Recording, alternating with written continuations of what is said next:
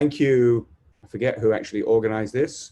It's such a lovely idea to be learning in advance of Shavuot because we can't have a Tikkun Leil in a regular fashion. We probably share the frustration that they're changing the rules on Sunday night to allow 20 people together, which would have helped us on Thursday night. But that's not the case, and we have to keep the rules because we are good and responsible citizens. So I thought something relevant to Shavuot, relevant to Kabbalat HaTorah, is an interesting question and a particular answer I want to share about the nature of Sefer Devarim. So we have 5 Chumashim in the Torah. Bereshit, Shemot, Vayikra, Bamidbar, and then comes Devarim. And the style of Devarim is quite different. Now, the first thing, there's 2 things in particular to say about that. The first thing is Devarim is to some extent a repetition of things that we've already learnt. There are many mitzvot in Devarim, I think more than any other sefer, and a number of those mitzvot we've already learnt in various places, particularly in Shemot. By no means all. Of course, we have the 10 Commandments in Shemot. We also have the 10 Commandments repeated in Ve'etchanan, in Sefer Devarim. And the Greek name for Devarim, Deuteronomy, is second law or repetition of the law, which, interestingly enough, I don't normally focus on the Greek non-Jewish names, but that one happens to be exactly the same as the name that Chazal, the rabbis, gave to Sefer Devarim. They called it Mishnah Torah, which is a repetition of the Torah. So the obvious question is, why do we need a repetition of the Torah? The other thing is, if you look at almost any paragraph in Devarim, not everyone, but most, you'll notice it's written in the first person. Moshe is speaking after the opening lines, which we will see later, which says, Moshe said this Torah, then most of Devarim is in the form of, I, Moshe, said this to you, the people. We did this. Hashem said this to us, which is quite a different style to the other Chumashim. So I slightly cheekily called this drasha, Who Wrote Sefer Devarim, because there is a view out there in some non-Jewish, anti-Jewish, academic Bible circles that says the so-called documentary hypothesis or the higher critical theory that different people wrote different bits of the Torah, which were then clumsily stitched together, and you can still see the join. And for that theory, Devarim is basically a book by itself with its own origins. We're not going to go there. We're not going to go there at all. But we are going to see a fascinating and perplexing comment of the Gemara. And we're going to take it from there. In relation to the question of who wrote Sefer Devarim. Now, the Gemara that we're going to see fixes on a particular thing which is repeated, or we find 2 versions of the same thing, one at the end of Vayikra and one towards the end of Devarim. And I'm referring to the Tochacha, the curses. There is actually a parallel here. The end of Vayikra is leading up to Brit, the Brit that was made at Har Sinai. The end of Devarim is leading up to the Brit, the covenant that was made in Aravad Moab, in the plains of Moab, before the Jewish people entered into Israel. And in both cases, the Brit is preceded by the nature of the contract, basically. If you do the right thing, you'll get lots of blessings, and if you do the wrong thing, you'll get lots of curses. And that chapter in the end of Vayikra and a chapter at the end of Devarim are a series of pretty terrible curses. Anyway, the Gemara in Megillah says as follows, and I'm looking at number 1 on the sheet, and I hope you can all see. Ve'ein mafsikin b'klalot. When you're reading these curses, you don't interrupt. You don't stop in the middle to make another aliyah to call up another person. That's what the Gemara is telling us. But then, Amar Abaya said, Lo shanu ela b'klalot shebatorat kohanim. This only applies to the curses in Torat Kohanim, which is Chazal's name for Vayikra. Aval klalat sheba Torah posek. But the curses that come in Mishnah Torah, i.e. Devarim, you can interrupt. So there's a difference between these curses. The ones in the Vayikra, you can't interrupt in the middle, and the ones in Devarim, you can. Why? My timer, what's the reason? Halalu b'lashon rabim amurat. These ones are written in the plural expression. That's ones in Vayikra. So if you look carefully, there's a few differences in style, and we'll mention as we go along, And one is that in Vayikra, it's written to the nation in plural, and in Devarim, it's written to the nation in singular. Now, by the way, you can read that both ways. If you see it in plural, either it refers to lots of people, and the one in Vayikra, in Devarim, which is in the singular, refers to one person. Or you can say the one in Devarim refers to the single entity of the Jewish people as a single collective, and the one in Vayikra refers to the same Jewish people, but not as a single entity. Anyway, that's not the main point. The main point is this. So I'll go back to my timer. What's the reason that you can't interrupt the curses in Vayikra? Halanu b'lashon rabim amorot. These ones in Vayikra were said in the plural. Umoshe mepi hagavura amran. And Moshe said them from the mouth of the Great One, i.e. from Hashem's words. V'halalu b'lashon yachid amorot. And these ones in Devarim were said in the singular. And here comes the mind-blowing words. Umoshe mepi atzmo amran. And Moshe said them from himself. That is what the Gemara says. And it sounds like the Gemara is saying that Vayikra was said by Hashem and Devarim was said by Moshe. Now, there's a basis to say that. I want to jump down to number 5, which is the opening psukim of Sefer Devarim. And it says like this. Eile Devarim asher diber Moshe el kol Yisrael. These are the words that Moshe spoke to all of Israel. Ba'eva hayarden, b'midbar, ba'arava, mul suf, ben paran, ben tofa, v'lon, v'chezrot, v'dai zahav. And that's place names telling us where he was when he said it. Rashi's got other explanations. But the opening words are very clear. These are the words which Moshe spoke. And then in Pasuk Gimel, and it was in the 40th year, on the 11th month, the first day of the month, Diber Moshe el Bnei Yisrael. Moshe spoke to the Bnei Yisrael, Kachal asher tziva oto Hashem elo aleihem. Everything that Hashem commanded them. So we'll see later the relationship between Hashem and Moshe, but it sounds like that it's Moshe's words to Bnei Yisrael, which would then fit with what Abaya here says in the Gemara, Moshe mipi atzmo amran. Now, is that good? Well, we learn in Sanhedrin, which lists a number of things which Jews have to believe in and conversely must not believe in, very much a basis for Rambam's 13 principles of faith. And one can debate to what extent there is a dogma in Judaism, but it's pretty much accepted that there is. And the Mishnah in Sanhedrin says, "Ve'elu she'elahem chelak la'olam haba." There are those who have no portion in the world to come.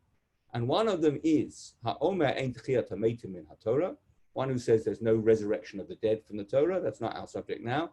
Ve'ein Torah min hashamayim. And somebody who says Torah does not come from heaven. In other words, Torah is not from God, then such a person has no chelek in olam haba, no portion in the world to come. So whom have we just condemned to having no portion in the world to come? We've just condemned the Gemara and Abaya in particular, who said that when it came to Sefer Devarim, Moshe himself spoke it. And we can go a little bit further, because the Gemara in Sanhedrin exemplifies further what it means to say, Ein Torah min hashamayim. So we have a brisa in the Gemara in Sanhedrin, number 3 on my page. It says, Ton Rabbanan, we learned in a brisa, Ki davar Hashem baza, that's a pasuk from Bamidbar. Hashem, somebody has disgraced the word of Hashem, umitzvato hefer, and has negated his mitzvah, hikaret tikaret, he shall surely be cut off. That's what the pasuk says. So to whom does it refer? The brisa says, Zeh ha'omer ein Torah min hashamayim. This is somebody who says the Torah is not from heaven. Tanya idach, and another brisa says, Ki davar Hashem baza, Zeh ha'omer ein Torah min hashamayim. This is somebody who says Torah is not from heaven. Va'afilu amar, and even if such a person said, Kol ha'Torah kula min hashamayim, the entire Torah is from Shamayim, chutz mi pasuk zeh, except for one particular verse. Shalo amra hakadosh baruch hu, that Hashem did not say. And now look at the words. Ela Moshe mipi atzmo. But one verse, Moshe himself said from his own self, Zehu, this is what is meant by Ki davar Hashem bazah, that he has disgraced the word of Hashem. Va'afilu amar kol haTorah kula min hashamayim. And even if somebody said the entire Torah is from heaven, chutz midiktuk zeh, except for this little piece of derivation, mikal v'chomer zeh, this piece of inference from a minor case to a major case, mikazera shavazu, this inference by comparing two psukim, zehu ki davar Hashem vizah. This is somebody who has disgraced the word of Hashem, who is what we referred to in the previous Mishnah, is somebody who gets no chelek in olam haba. So it is striking that the very words used in the Gemara Megillah by Abaya, referring to the curses in Sefer Devarim, Moshe mepi atzmo amran, is the very words that the Gemara in Sanhedrin says, if you say one verse, Moshe mepi atzmo, was said by Moshe himself, you are a heretic. So it sounds like we have a problem. Or it sounds like we have a challenge to understand what the Gemara in Megillah means when it says Moshe spoke these words. Now, I'm not even going to go down the avenue of saying, is the Gemara saying that Moshe, that part of the Torah was not from Hashem? Of course, that's not the case. So we'll take as a given that's not the case. So what we have to do is see, what does it mean? So I want to look at three possible answers, really building up to the third, to be honest, but we'll start with the other two. And the first one is from Rashi. Rashi on the Gemara. Moshe mepi hagavura amran. When Moshe, in Vayikra, Moshe said it from the mouth of Hashem, v'naseh shaliach, and he became a shaliach. He became the emissary of Hashem. Lomar, to say, kach omar li hakadosh baruch hu, that this is what Hashem said to me, shaharei amurin v'loshan v'natati v'hifkadati v'shalachti. The expression the formulation in Vayikra is Hashem speaking. Hashem says, I will punish you. I'm afraid it's about curses, so it's pretty negative. I will smite you. So Moshe writes down the words as Hashem's emissary, shaliach. I would say perhaps as Hashem's secretary. Hashem says, I will smite. Moshe writes down, I will smite. Aval, the Mishnah Torah, but in Mishnah Torah, Ketiv, Yakacha Hashem, Yidbak Hashem. In Devarim, the same curses or similar curses are written in the third person. Not I will do this, but Hashem will do this. So Moshe is not writing the dictated words of Hashem, speaking as Hashem, but rather Moshe is writing what will happen from Moshe's point of view. Hashem will do this, Hashem will do that. The switch from the first person to the third person. And Rashi says there, Moshe amran me'elav, Moshe said them of himself, im ta'avru al mitzvotav, if you transgress his mitzvot, hu yafkid aleichem, he will punish you. So Rashi, it's not quite clear how Rashi answers our question. I don't think Rashi really addresses our question, but Rashi is saying that the difference between the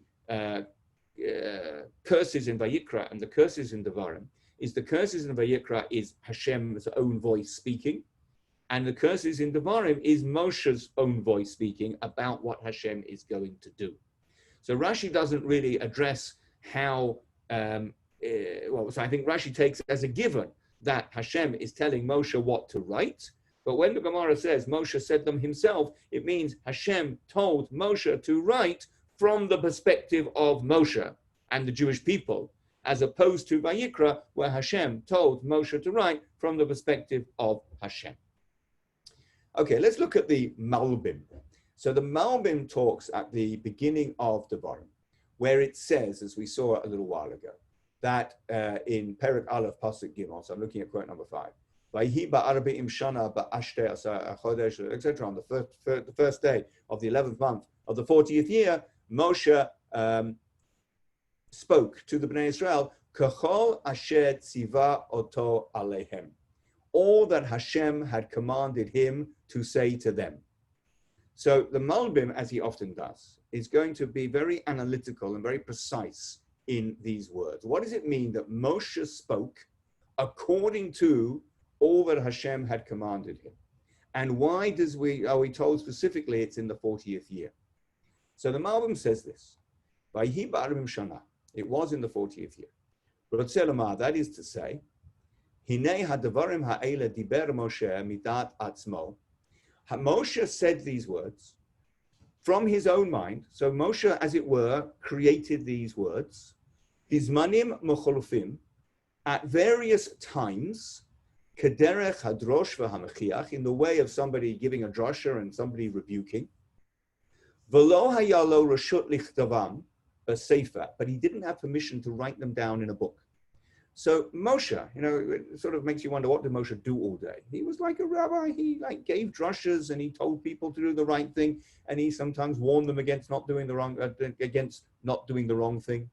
Moshe had a lot to say, and he said things to the people, but those were his own words, and he could not write them down in a book because they weren't part of the Torah min hashamayim. Va'avim hayakotvam, and even if he had written them down, just as a sort of note, an aid memoir, lo haya bahem kedushat sefer Torah.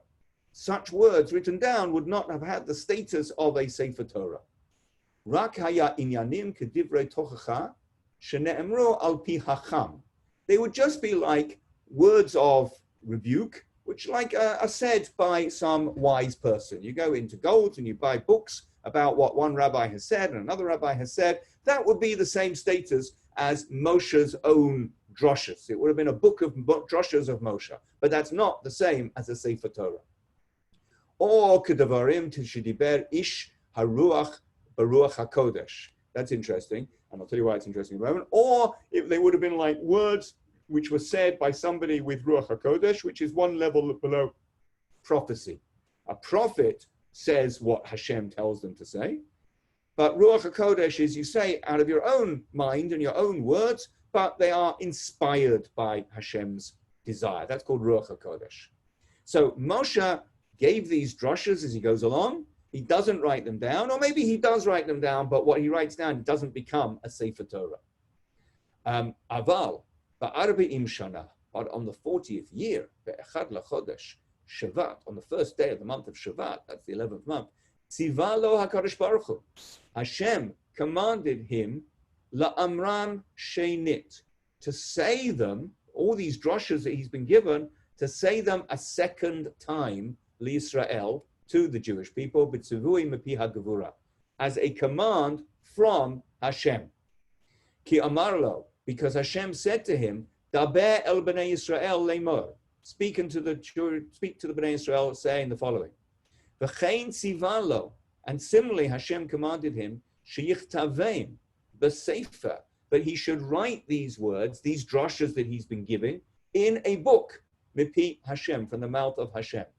V'shia amram, and he should say them, v'shiyichtavam, and he should write them down, lo kafi haseder sha'amran, not in the way that, in the order in which he said them, but yud alaf mukamot hanichtav la'ayil, in the 11 places that were mentioned above. That's a reference to these places in Pasuk Aleph, which seem to be a little bit, there's a lot of place names mentioned there in Pasuk Aleph, which gives the citing of where he said these words. So it says the Malbim, that refers to the places where he'd said these words previously, and now Hashem tells him to write them down, not in the order that he said previously, Rak b'seder acher shitzider Hashem, but in a different order that Hashem now ordered. Now, what is clever about the Malbim? I mean, lots of things clever about the Malbim. But what's clever about this comment is as follows. Two things. Number one, he's explained why it's relevant that these are the words that Moshe spoke in various places.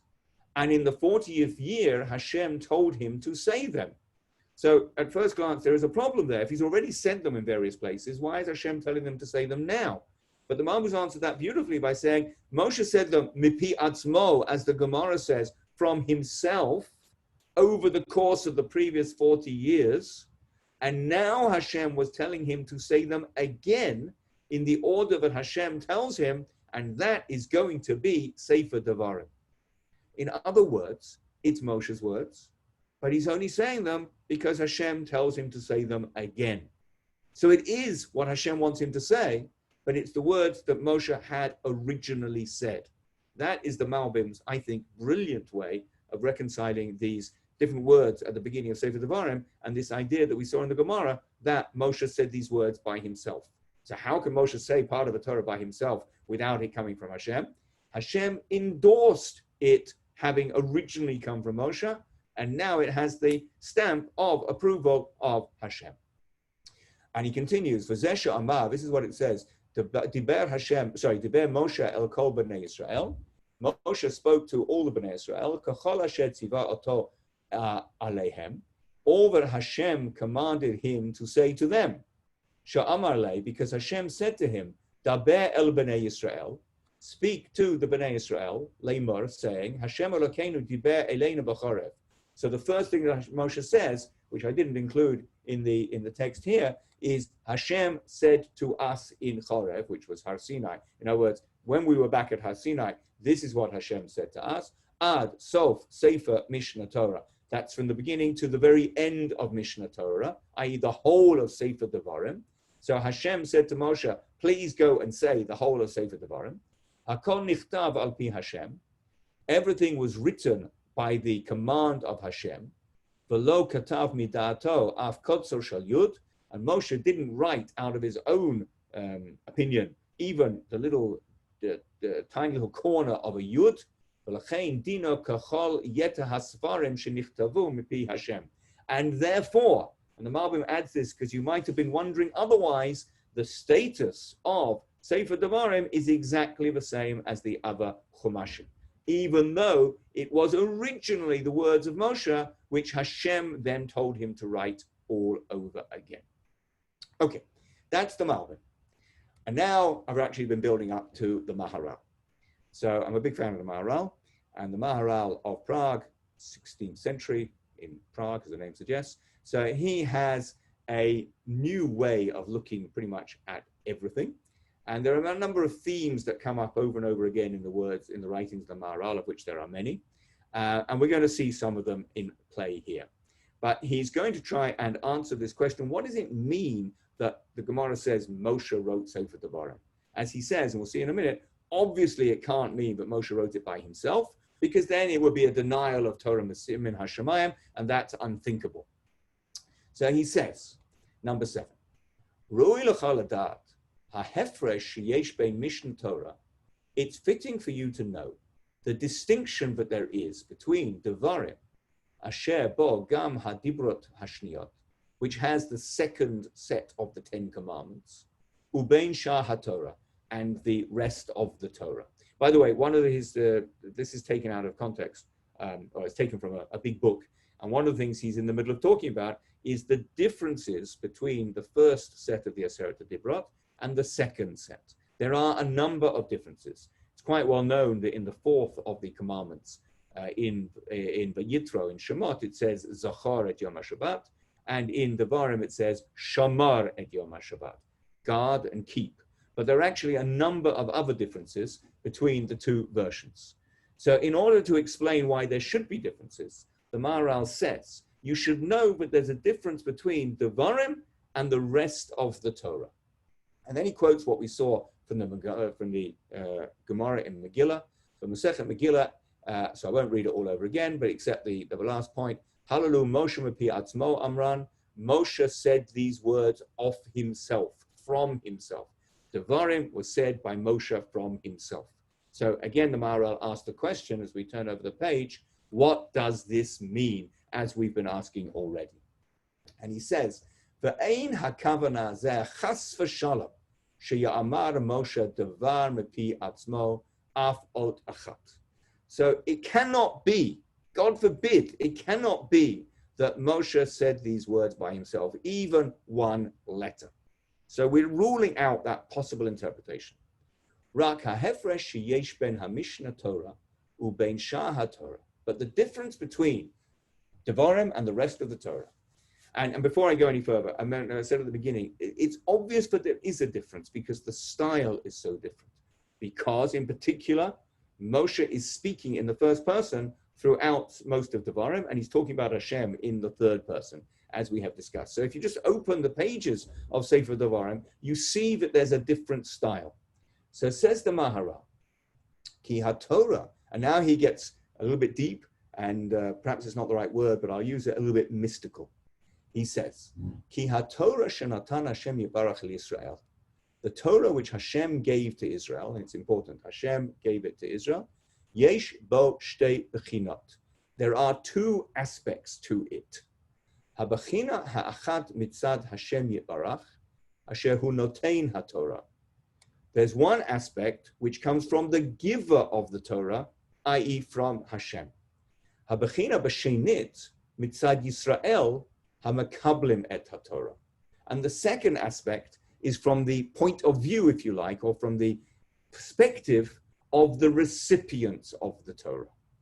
So the giving of the Torah, and this is the particular relevance to Shavuot, is a transmission from God to the Jewish people. And when something is transferred, and he's about to expound on this, but I'll just introduce it, there is an element of the transfer which is related to the person doing the giving, and another element which is related to the person doing the receiving. As he says here in the fourth line of number 8, Ve'im haya ha'echad noten lechavero davar v'heim shavim b'madriga. If somebody gave something to their fellow, something, and they are on the same level, the giver and the recipient, ein kan rak b'china achat, then there's only one aspect to the transmission and only one aspect to the item being transferred. Ki sheneihem shavim b'mala. Because the two of them are on the same level. If Reuben gives something to Shimon, then Reuben and Shimon are the same sort of people, and the transfer, if you like, is on a level playing field, and what Reuben gives and what Shimon receives is pretty much the same thing. Aval, ka'asher Hashem yibarach. But when Hashem, shehu al hakol, who is over everything, noten haTorah li Yisrael, when Hashem gives the Torah to the Jewish people, V'heim ba'aretz, and they are on the earth. You cannot have a greater distinction between the giver and the recipient than when Hashem gives the Torah to the Jewish people. Because Hashem is Hashem, and we are us, and there is a huge, indescribable, uncountable gap between the Hashem and us. And therefore, it is impossible, but there cannot be, in other words, if we take out the double negative, there must be one aspect which is unique from the point of view of the giver, and another aspect from the point of view of the recipient. So the Maharal states this as a rule, and he refers to this idea elsewhere in his writings. And it's not something that really can be tested scientifically, that's why I say it's a little bit mystical. But he has this theory that whenever there is a transfer from a higher to a lower, then the item being transferred will have aspects of the higher and will have aspects of the lower. Sorry,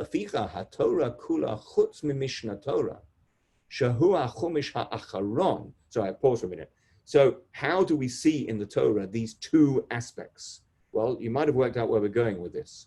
One aspect is the first 4 Chumashim, and the other aspect is the 5th and final Chumash.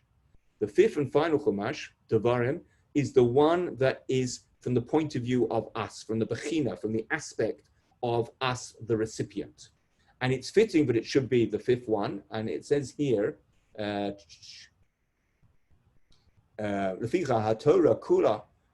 the entire Torah, Chutz Mishnah Torah, Shahu HaChumash HaAcharon. So the entire Torah, apart from the last Chumash, i.e. the first 4 Chumashim, apart from the last one, which is the last, Ra'ui sheyimtza bo habachina mitzad hanoten. It's fitting that in the first 4 Chumashim, that reflects the aspect of Hashem. Because when Hashem is giving something, the last bit that he gives is the bit that stays in the hands the bit that connects to the recipient. And that's why the Mishnah Torah, which is the last bit, is the bit that is of the aspect, of the perspective of the recipient. Ki hamakabel makabel v'sof, because the one who receives at the end of the process. Ka'asher gamar et gezerat devarav, when the giver has finished literally the decree of his words, az makabel makabel, then the recipient receives. So Hashem goes through the whole Torah, and the last thing that he gets to is Devarim, and that's the bit that the recipient receives. Leficha nikra Mishnah Torah, and therefore it's called Mishnah Torah, repetition of the Torah. Ki'ilu hoya davar miyuchad shehu mitzad hamakabel. It's the second version of the Torah. There's the first 4 Chumashim, which is one, I'm adding the word, version of the Torah. And there's Mishnah Torah, which is the second version, which is designed for the recipient. V'yesh b'chinat mitzad hamakabel, and there is in Devarim, from the point of view of the recipient, dichtiv Mishnah Torah, and it says, just to emphasize the point, how does Mishnah Torah open? What are the opening words of Devarim? Ha'il Moshe be'er et ha-Torah hazot. Did I put that in the quote? No, I didn't. That's, I think, the next pasuk, or the one after that. Moshe began to explain this Torah. And indeed, Moshe himself says, what is Mishnah Torah? What is Devarim? It's an explanation of the existing Torah. It's an explanation of Bereshit, Shemot, Vayikra, and Devarim, and Bamidbar. Ki hamakabel hayad tzarech yoter perush ubiur. Because obviously the recipient, who is not God, needs more explanation and more clarification. And that's why we have Devarim, which is the clarification from our point of view, because we're a bit unable to grasp all the ideas in the first 4 Chamashim because they're more godly. But the last one, which is more for us, is Moshe's explanation, if you like, in our language for us to understand and to be the recipients of the Torah. V'zeu hafresh asher yesh ben haTorah ubein Mishnah Torah. This is the difference between the rest of the Torah and Mishnah Torah. So Mishnah Torah, the bit that comes at the end, the bit that is the extra explanation, is the part of the Torah which is fitting for us, the mitzad, the bechina of the recipient, the aspect of the recipient. And then he says, paragraph 9, Ulaficha kol dibur shene'emar b'Torah. Therefore, we can say that every word that's said in the Torah, af shemoshe haya medaber oto, even though Moshe was speaking it, mikom makom haya ki'ilu Hashem yitbarach medaber kol haTorah. It's as if Hashem was speaking all the Torah. So it came out of Moshe's mouth, but it was Hashem's words. It was as if Hashem was doing the speaking. Shekach gazar, because that's what Hashem decreed. V'kach tzivah Hashem yitbarach, and that's what Hashem commanded. V'hashiyah Hashem yitbarach notein hadibur b'piv. Hashem was putting the words into his mouth. U'kamo shekotvu ba'aseret hadibrot, just as we see in the lading that we will read on Friday morning, as it says in the Aseret Dibrot, Moshe yidaber, Moshe spoke, ve'elokim ya'anenu bakol, and Hashem answered him with a voice. Not clear, that phrase is very, very hard to actually pin down and explain what it means, but what the Maharal is saying here, that's an example of Moshe speaking the words that Hashem puts into his mouth. V'kach haya b'chol dibur shehaya medaber Moshe. And so it was with every word that Moshe spoke, Hashem yiparach sam hadibur b'piv. Hashem put the words in his mouth. So when it comes to the first 4 Chamashim, Moshe is like, I would say, a mouthpiece. It's Hashem's words. It's Hashem's voice even. It just comes out through Moshe's mouth. Aval, Mishnah Torah, haya medaber Moshe me'atzmo. But in Mishnah Torah, Moshe was speaking from himself, kamo hashaliach, like a messenger. Kasher tziva lo hamashaleach, like it says the message that the sender asks him or commands him to say. So there's a difference, and this is a profound difference. Moshe in Devarim, according to the Maharal here, is not the mouthpiece of Hashem, he is the messenger of Hashem. Now, the Maharal doesn't quite use these words, but I think it's similar to saying that Moshe is a Navi. Now, Moshe is a Navi, he's a prophet like all the other prophets, but he's a prophet who's not like all the other prophets. He's got a much, much closer connection to Hashem than all the other prophets. The Rambam describes how all the other prophets had their prophecies in visions. Moshe had a conversation with God. There was no vision. There was no dream that had to be interpreted. Moshe spoke to Hashem, mipi al pi, face-to-face, mouth-to-mouth. But within that level of prophecy, there's a higher level still. There's the level of Moshe in the first 4 Chumashim, where Moshe is just, as I said, the mouthpiece for what Hashem wants him to say. Whereas in Sefer Devarim, and the Maharal doesn't use these words, I'm using these words, it's Moshe like a Navi. Now, the Nevi'im don't necessarily say word for word what Hashem tells them to say, but they give the message that Hashem wants them to give. Says the Maharal, Moshe in Devarim is the messenger, not the mouthpiece. And that fits with what he said before, because it's our part of the Chumash. It's our part of the Torah, the part that relates to us. So Moshe speaks to us in our language, not necessarily in Hashem's language. It's not Hashem speaking to us. It's now Moshe speaking to us as Hashem's messenger. So then he says, I'm back to the middle of paragraph 9. And this explains what the sages said when they said, and this is where we came in, Torah, Moshe mepi atzmo amram. The curses in Mishnah Torah, Moshe himself said them. It wasn't like it would have been in the previous Chumashim that Hashem was putting the words in his mouth. Shelo haya Mishnah Torah rak lekabel et haTorah, because the purpose of Mishnah Torah is in order to receive the Torah. It's from the aspect of the recipients, as we said before. V'hakabalah hu al yedei misha karov el hamakabel. And the reception, the receiving of the Torah is done through the hands of somebody who is close to the recipient. Who ki hamakabel hu ikar b'mishnah Torah. Because when it comes to Devarim, the makabel, the recipient, is the ikar, is the main player here.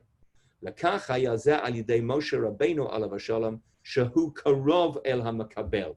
Therefore, the transmission was done through Moshe, who is nearer to the recipients, i.e. us. So again, you have this Torah, which we can divide into 5 books. And part of it is from the point of view of the giver. So the first 4 Chumashim are the words of Hashem, written down by Moshe or spoken by Moshe, or both of them actually, but they're the words of Hashem, who is the giver. When it comes to Mishnah Torah, that's the part of the Torah which is relevant, more relevant from our perspective as the recipients.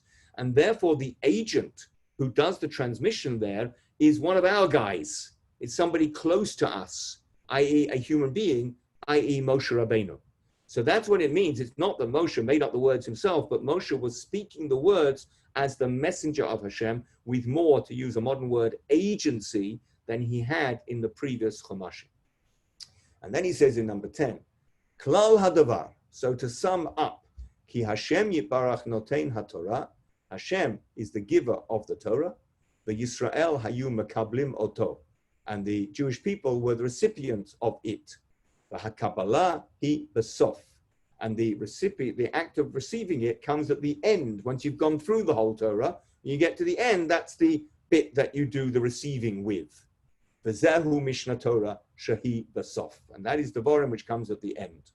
V'lakach hadibur hu kafi haru'ui ala makabel, and therefore when it comes to the bit of the Torah which is close to the recipient, the words in it are fitting for the recipient, ki hamakabel hu ikar sham, because the recipient is the main player here. The hainu ki Mishnah Torah la asufu ati. Mishnah Torah comes to add. It comes to add to what's gone before. And what does it add? Leva'er yoter, to explain more. Ka'asher ru'ui lemavaker, as is fitting to those who inspect. V'zehu ikar gadol. And the Maharal often sums up his words by saying, this is a big thing.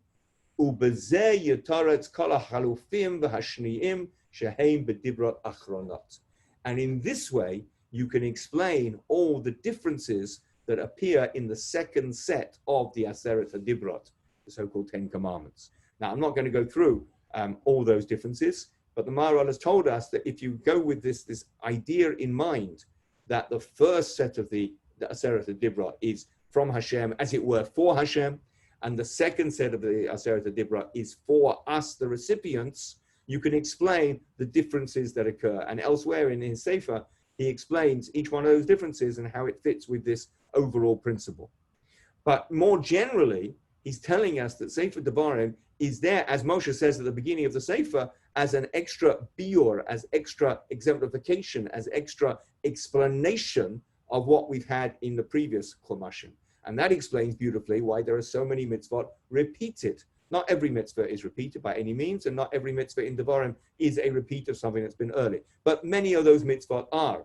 And he would say the reason we need those mitzvot repeated is from us, the point of view of the recipient. We need extra elucidation that our simple minds can grasp, which we couldn't necessarily have grasped when it was said the first time round, because that was directly from the mouth of Hashem. We need someone like Moshe to explain it to us.